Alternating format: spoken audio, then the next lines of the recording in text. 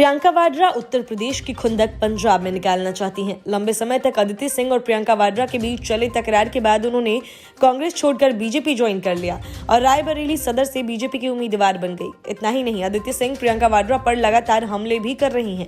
इस सबसे परेशान प्रियंका वाड्रा अदिति सिंह का बदला उनके पति से पंजाब में लेना चाह रही हैं। यही वजह है कि कांग्रेस ने अदिति के पति और विधायक अंगद सिंह को अब तक टिकट नहीं दिया है। सूत्रों का कहना है कि प्रियंका गांधी ने स्टैंड लिया है कि वो अदिति के पति अंगद सिंह को नवाशहर से टिकट लेने नहीं देंगी। कांग्रेस की ओर से कुछ दिन पहले लिस्ट में प्रदेश से 86 उम्मीदवारों की लिस्ट जारी की गई थी। इस लिस्ट में उम्मीद थी कि अंगद सिंह को टिकट मिल जाएगा, पर पहली सूची में उनका नाम नहीं आया। इससे अंगद के समर्थक निराश हैं कि अंगद को टिकट देने में प्रियंका गांधी रोड़ा बनी हुई हैं। वहीं कांग्रेस के कई नेता इसी परिवार को टिकट दिलवाना चाहते हैं, क्योंकि अंगद सिंह का परिवार पिछले कई दशकों से नवाशहर से कांग्रेस से जुड़ा है। अंगद सिंह और अगर कांग्रेस अंगद सिंह को टिकट नहीं देती तो उसे नवाशहर की सीट से भी हाथ धोना पड़ेगा। मतलब ये कि प्रियंका वाड्रा की वजह से रायबरेली तो कांग्रेस के हाथों से गई ही, अब नवाशहर भी जाएगा, क्योंकि अंगद के दादा दिलबाग सिंह प्रदेश में कृषि मंत्री भी रह चुके हैं। इससे माना जा रहा है कि प्रियंका की बात रखने के लिए अंगद की जगह उनकी मां गुर इकबाल कौर को टिकट दिया जा सकता है। इसके लिए प्रदेश स्तरीय कई नेता जोर लगा रहे हैं। विधायक अंगद सिंह का परिवार राजनीति से लंबे समय से जुड़ा रहा है।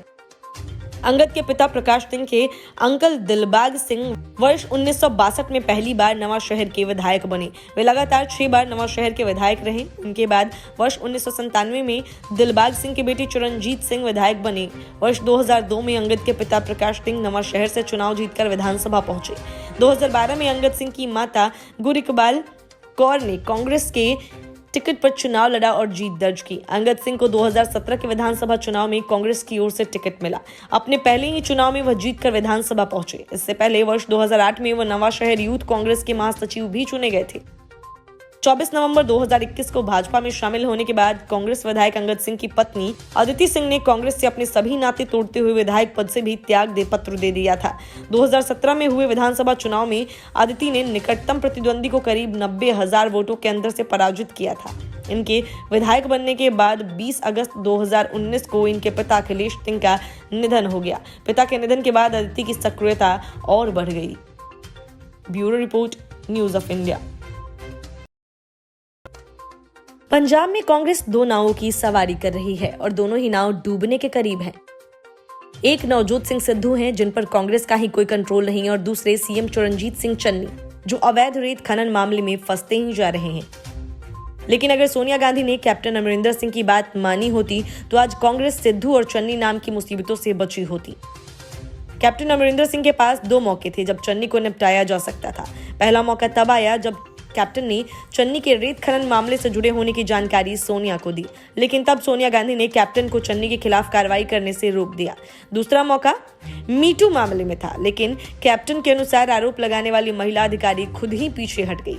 कैप्टन ने दावा किया कि प्रदेश कांग्रेस अध्यक्ष नवजोत सिंह सिद्धू के पास दिमाग नहीं है और उन्होंने 5 साल पहले पार्टी अध्यक्ष सोनिया गांधी को इस अक्षम व्यक्ति को पार्टी में शामिल न करने की सलाह दी थी। उन्होंने साफ शब्दों में यह खुलासा भी किया कि राज्य में अवैध रेत खनन मामले में वर्तमान सीएम चरणजीत सिंह चन्नी और कुछ अन्य कांग्रेस नेताओं की संलिप्तता की जानकारी मिलने के बावजूद उन्होंने पार्टी के प्रति अपनी निष्ठा की भावना से कोई कार्रवाई नहीं की, और इसीलिए भी कि उन्हें सोनिया गांधी से हरी झंडी नहीं मिली थी। अपनी पार्टी पंजाब लोक कांग्रेस के 22 उम्मीदवारों की पहली सूची जारी करने के बाद अमरिंदर सिंह ने यह भी कहा कि उन्होंने मीटू मामले में चन्नी के खिलाफ कोई कार्रवाई नहीं की थी, क्योंकि महिला आईएएस अधिकारी अपनी शिकायत पर कायम नहीं रह सकी। अमरिंदर सिंह की नई पार्टी पीएलसी पंजाब में 20 फरवरी को होने वाले विधानसभा चुनाव में भारतीय जनता पार्टी और शिरोमणि अकाली दल संयुक्त के साथ गठबंधन में चुनाव लड़ रही है। जब उनसे पूछा गया कि क्या आपने कहा था कि आप सिद्धू के खिलाफ चुनाव लड़ेंगे, इस पर तत्कालीन पटियाला राजघराने के नेता ने कहा कि मैंने कहा था कि हम सिद्धू को जीतने नहीं देंगे, क्योंकि वह पूर्णतः अक्षम व्यक्ति हैं। उन्होंने कहा कि जब कांग्रेस अध्यक्ष ने करीब 5 साल पहले पूछा था कि सिद्धू कैसे हैं, तो मैंने कहा था कि यह आदमी कांग्रेस पार्टी का सदस्य होने के बिल्कुल काबिल नहीं। इसके बावजूद उन्होंने श्रीमती गांधी ने सिद्धू को पार्टी में शामिल कर लिया था। अमरिंदर सिंह ने आगे कहा कि पहले ही दिन से मैंने कहा था कि इस आदमी के पास दिमाग नाम की चीज नहीं है। मैंने यह सब कांग्रेस अध्यक्ष से कहा था जब उन्होंने मुझसे पूछा था कि सिद्धू कैसे पार्टी के लिए हितकारी साबित होंगे। अमरिंदर ने कहा कि दूसरे कार्यकाल में मुख्यमंत्री के तौर पर अपने 4.5 साल के शासन में उन्होंने 92% चुनावी वादे पूरे किए थे। उन्होंने कहा कि आप ही बताएं मैंने क्या गलत किया है। यदि उन्होंने मुझे पहले इस्तीफे के लिए कहा होता तो मैं तभी इस्तीफा दे देता। सितंबर 2021 में उन्होंने मुझे दिन में इस्तीफा के लिए कहा और मैंने शाम तक पद छोड़ दिया था। Bureau report, News of India. Om Prakash Rajbhar Akhilesh Yadav के साथ सियासी दांवपेच करने लगे हैं। यही वजह है कि अखिलेश यादव के साथ गठबंधन करने के बावजूद उन्होंने अचानक से उम्मीदवारों के नाम का ऐलान करना शुरू कर दिया है। मतलब यह कि अखिलेश यादव और ओम प्रकाश राजभर के बीच भरोसे की डोर काफी कच्ची है।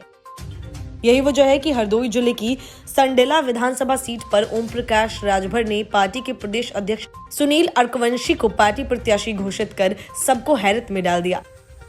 सपा से गठबंधन होने के बावजूद एकाएक प्रत्याशी घोषित करना सबको चौंका रहा है। ओम प्रकाश राजभर अचानक संडेला पहुंचे और प्रदेश अध्यक्ष सुनील अरकवंशी को प्रत्याशी घोषित कर दिया। इस सीट से बीजेपी भी अपना प्रत्याशी अलका अरकवंशी को घोषित कर चुकी है। इस क्षेत्र में ओम प्रकाश राजभर करीब 2 वर्षों से सक्रिय रहे हैं। इस सीट पर अरकवंशी समाज की संख्या करीब 60,000 है और इसको देखते हुए उन्होंने पार्टी का प्रदेश अध्यक्ष हरदोई निवासी सुनील अरकवंशी को बनाया था। राजभर यह पहले भी कह चुके थे कि वह इस सीट को गठबंधन के तहत लेकर सुनील को ही प्रत्याशी बनाएंगे। टिकट के आश्वासन के बाद सुनील भी लगातार क्षेत्र में सक्रिय रहे। राजनीति के जानकार मान रहे हैं कि राजभर का अचानक संडेला पहुंचकर प्रत्याशी घोषित करना उनकी कोई शातिर चाल का ही हिस्सा है, वरना वह लखनऊ में ही इसकी घोषणा कर सकते थे। बीजेपी के टिकट से वंचित रही पूर्व विधायक स्वर्गीय महावीर सिंह की पत्नी रीता सिंह सपा में शामिल हो गई थी। सपा मुखिया अखिलेश ने जब प्रेस कॉन्फ्रेंस की तब अन्य नेताओं के साथ रीता सिंह भी उनके पास बैठी थी। तब एक प्रश्न के जवाब में अखिलेश यादव ने स्पष्ट तौर पर कहा था कि जो उनके पास में बैठी हैं वो भी चुनाव लड़ेंगी। चूंकि ओम प्रकाश राजभर राजनीति के चतुर खिलाड़ी हैं, इसलिए उन्होंने सपा की आधिकारिक घोषणा से पहले ही संडेला पहुंचकर अपना प्रत्याशी घोषित कर दिया। इस सीट को सपा 2012 में जीत चुकी है। तब रीता सिंह के पति महावीर सिंह ने जीत दर्ज कर सपा का पहली बार खाता खोला था। रीता सिंह टिकट आस में सपा छोड़कर बीजेपी में शामिल हुई थी, लेकिन पार्टी ने उनकी जगह अलका अरकवंशी को प्रत्याशी घोषित कर दिया। वहीं ओम प्रकाश राजभर ये जानते थे कि यदि सपा ने रीता सिंह को प्रत्याशी घोषित कर दिया तो उनका इस सीट से दाव फिसल जाएगा, इसीलिए उन्होंने संडला पहुंचकर अपना प्रत्याशी घोषित कर दिया। राजभर यह भी जानते हैं कि एक सीट के लिए अखिलेश गठबंधन को दांव पर नहीं लगाएंगे, इसीलिए उन्होंने यह शातिर चाल चली। Bureau report, News of India. Uttar Pradesh विधानसभा चुनाव में भाजपा के बाद अब उसके सहयोगी भी ऐसे दांव खेल रहे हैं कि विपक्ष चुनाव से पहले ही हार की तरफ बढ़ चुका है। भाजपा की सहयोगी पार्टी अपना दल ने रामपुर की स्वार विधानसभा सीट से मुस्लिम प्रत्याशी हैदर अली खान को उतारकर विरोधियों को चौंका दिया। हैदर का मुकाबला यहां समाजवादी पार्टी के जेल में बंद सांसद आजम खान के बेटे अब्दुल्ला आजम से होगा। नवाब खानदान से ताल्लुक रखने वाले हैदर अली रामपुर की पूर्व सांसद बेगम नूर बानो के पौत्र हैं। हैदर अली ने हाल ही में कांग्रेस छोड़कर अपना दल की सदस्यता ग्रहण की थी। भाजपा गठबंधन ने सीट पर मुस्लिम उम्मीदवार उतारकर एक तीर से 2 निशाने साधे हैं। एक तो उसने लोगों का ये भ्रम दूर कर दिया कि मुस्लिम समुदाय के नेता को भाजपा गठबंधन टिकट नहीं देती और मुस्लिम समुदाय कहीं भी भाजपा गठबंधन को वोट नहीं करता। दूसरा, उसने अब ये भी बता दिया कि मुस्लिम बाहुल्य सीट पर भी वो अपनी रणनीतियों के सहारे जीत की कोशिश करेंगे। साल 2014 के बाद यह पहला मौका है जब बीजेपी की सहयोगी पार्टी ने किसी मुस्लिम उम्मीदवार को मैदान में उतारा है। यूपी विधानसभा चुनाव के लिए अपना दल ने उम्मीदवारों की पहली सूची कल जारी की थी। अपना दल के उम्मीदवार हैदर अली के आने के बाद स्वार विधानसभा सीट पर अब मुकाबला बेहद दिलचस्प होने की उम्मीद है। स्वार सीट से 2017 के विधानसभा चुनाव में अब्दुल्ला आजम ने जीत हासिल की थी। अब एक बार फिर से वो इस सीट से ताल ठोक रहे हैं। अब्दुल्ला आजम चुनाव से ठीक पहले 23 महीने बाद जेल से रिहा हुए हैं। स्वार विधानसभा सीट पर पिछले कुछ समय से आजम खान के परिवार का ही दबदबा रहा है, लेकिन हमेशा से ऐसा नहीं था। कभी स्वार विधानसभा सीट बीजेपी का गढ़ रही थी। इस सीट से बीजेपी के शिव बहादुर सक्सेना ने 4 बार जीत हासिल की थी, लेकिन बाद में यह सीट रामपुर के नवाब खानदान का मजबूत किला बनकर उभरी। फिर इसे भेद पाना बीजेपी के लिए मुश्किल भर रहा और वक्त के साथ साथ स्वार विधानसभा सीट पर आजम खान के परिवार का दबदबा दिखने लगा। 2017 के विधानसभा चुनाव में आजम खान के बेटे अब्दुल्ला आजम ने यहां से जीत हासिल की। अब्दुल्ला ने भाजपा के लक्ष्मी सैनी को 53,000 वोटों से हराया था, लेकिन अब्दुल्ला समाजवादी पार्टी के टिकट पर विधायक बनने के 2 साल बाद उम्र विवाद में फंस गए और उनकी विधायकी चली गई। इलाहाबाद हाईकोर्ट ने नवाब काजम अली खान की याचिका पर सुनवाई करते हुए अब्दुल्ला आजम का निर्वाचन रद्द कर दिया। उस वक्त से स्वार सीट पर कोई विधायक नहीं, तभी से स्वार विधानसभा सीट रिक्त है। अब्दुल्ला आजम कई मामलों में पिछले 23 महीने से सीतापुर जेल में बंद थे। वह 16 जनवरी को जेल से बाहर आए हैं। जेल से निकलने पर उन्होंने कहा था कि जेल में उनके पिता आजम खान की जान को खतरा है। अगर उनके साथ कुछ हुआ तो सरकार और जेल प्रशासन जिम्मेदार होगा। वहीं 2012 के विधानसभा चुनाव में कांग्रेस के नवाब कासिम अली खान उर्फ नावेद मियां ने बीजेपी के ही लक्ष्मी सैनी को हराने में सफलता हासिल की थी। स्वार सीट पर 14 फरवरी को वोट डाले जाएंगे। Bureau report, News of India. Uttar Pradesh चुनाव में जिन्ना विवाद के बाद अब पाकिस्तान की एंट्री हो गई है। अखिलेश यादव ने पाकिस्तान को दुश्मन नंबर 1 मानने से इनकार क्या किया कि बीजेपी उन पर चढ़ दौड़ी। बीजेपी नेता संबित पात्रा ने अखिलेश यादव पर हमला करते हुए कहा कि वह पाकिस्तान को देश का दुश्मन नहीं मानते हैं।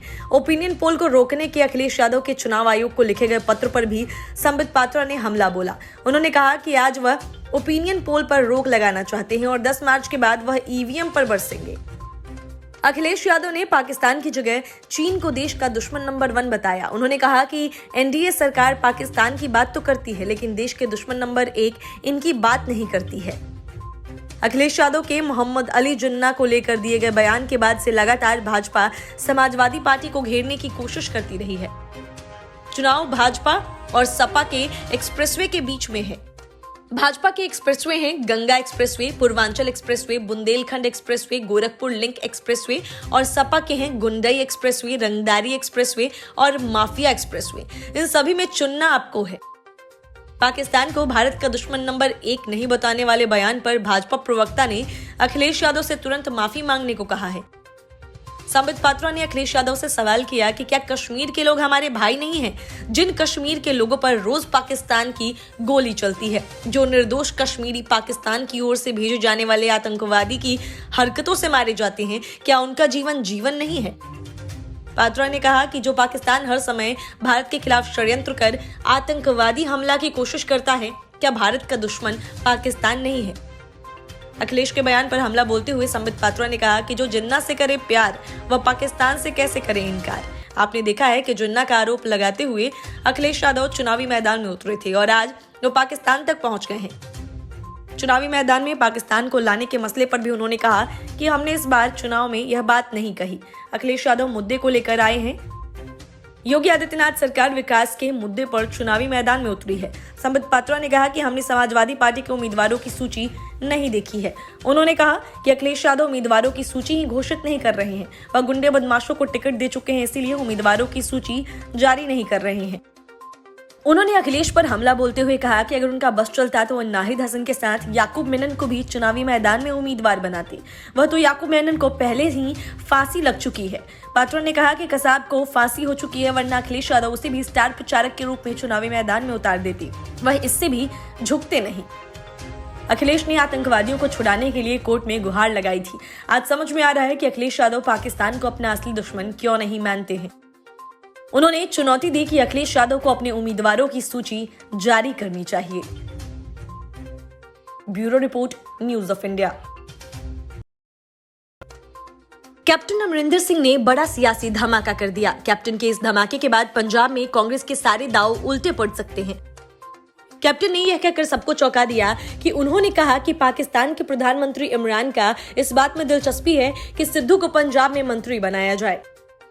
इसके इमरान खान ने कैप्टन तक अपना संदेश पहुंचाया। कैप्टन ने कहा कि प्रदेश में जब उनकी सरकार बनी तो नवजोत सिंह सिद्धू को मंत्रालय में रखने के लिए पाकिस्तान के पीएम का मैसेज आया।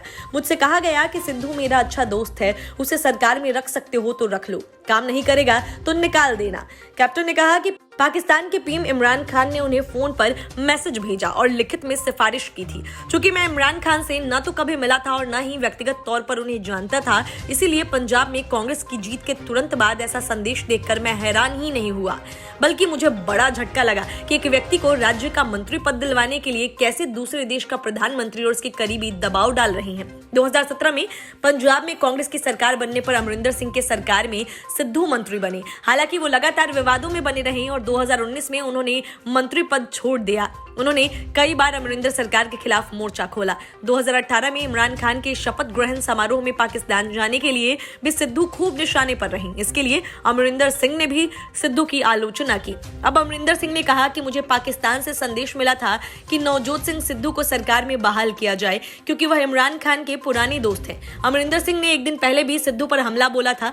उन्होंने कहा था कि राज्य कांग्रेस प्रमुख नवजोत सिंह सिद्धू के पास दिमाग नहीं है।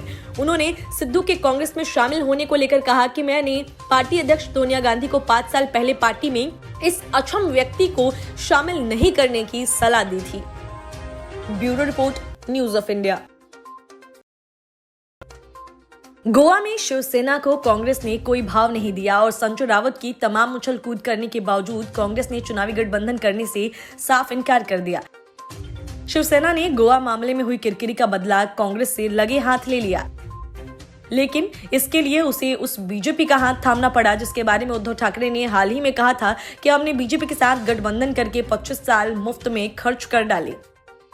लेकिन दुश्मन का दुश्मन दोस्त होता है। इसी के आधार पर कांग्रेस को हराने के लिए शिवसेना ने बीजेपी से हाथ मिला लिया और नतीजा यह हुआ कि कांग्रेस हार गई। मामला औरंगाबाद की दुग्ध उत्पादक समिति के चुनाव का है और अपने आप प्रतिष्ठित समझी जाने वाली इस समिति की 14 सीटों के लिए चुनाव हुए हैं। इनमें से 6 सीटें जिस पैनल से जीती उसे भाजपा के साथ शिवसेना का भी समर्थन हासिल है। इसके बाद समिति के अध्यक्ष पद पर हरिभाऊ बगाड़े की ताजपोशी तय हो गई। हरिभाऊ भाजपा के नेता हैं। वे महाराष्ट्र विधानसभा के अध्यक्ष रह चुके हैं। बागड़े ने खुद भी चुनाव लड़ा था। उन्हें भी निकटतम प्रतिद्वंदी सुरेश पठाड़े के 65 मतों की तुलना में 275 वोटों से जीत हासिल हुई।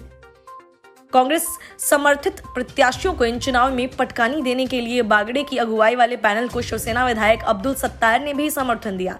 सत्तार राज्य सरकार में मंत्री भी हैं। यहाँ 2 विरोधाभासी लेकिन दिलचस्प चीजों को भी याद किया जा सकता है। पहला, अब्दुल सत्तार का बयान जो उन्होंने पिछले दिनों दिया था। इसमें उन्होंने संकेत दिया था कि महाराष्ट्र में शिवसेना और भाजपा फिर साथ आ सकती है। दूसरा, शिवसेना प्रमुख उद्धव ठाकरे का बयान जो उन्होंने दिया है शिवसेना संस्थापक बाल ठाकरे की जयंती पर आयोजित कार्यक्रम में। उद्धव ने शिव सैनिकों को संबोधित करते हुए कहा था कि भाजपा की नीति सहयोगियों का इस्तेमाल करो और छोड़ दो वाली है। शिवसेना ने उसके साथ गठबंधन करके अपने 25 साल बर्बाद कर दिए। Bureau report, News of India. अवैध रेत खनन के मामले में पंजाब लोक कांग्रेस के मुखिया कैप्टन अमरिंदर सिंह ने सीएम चरणजीत सिंह चन्नी को चारों तरफ से लपेट लिया है। इतना ही नहीं, उन्होंने चन्नी पर महिला के साथ छेड़छाड़ करने के आरोप भी लगाए। अमरिंदर सिंह ने चरणजीत सिंह चन्नी के उन दावों को गलत बताया जिसमें सीएम ने कहा कि उनका अवैध रेत खनन से कुछ लेना देना नहीं है। अमरिंदर सिंह ने आरोप लगाया कि राज्य के रेत खनन माफिया में चरणजीत सिंह चन्नी की हिस्सेदारी थी।